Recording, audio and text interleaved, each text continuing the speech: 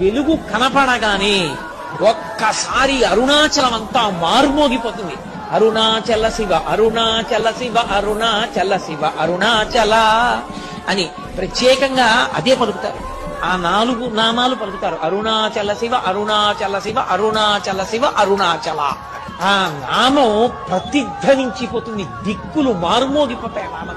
అప్పుడు అక్కడ జ్యోతి వెలిగించగానే ఇంటింటా జ్యోతులు, ఇన్ని జ్యోతులతో అసలు మీరు ఆ అరుణాచల క్షేత్రాన్ని చూస్తే ఎక్కడ చూసినా జ్యోతులు. ఇన్ని లక్షల మంది ఆ జ్యోతి వెలుగుతూ ఉండగా పర్వతం మీద ఆ పౌర్ణమి నాడు ప్రదక్షిణం చేస్తారు. కార్తీక పౌర్ణమి నాడు ప్రదక్షిణం చేయడం అంటే మీరు నడవడానికి ఏమి ఉండదు.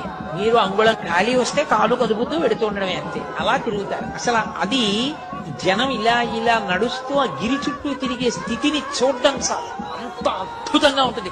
కొండంతా జనంతో నిండిపోతుంది. అంత పెద్ద జ్యోతి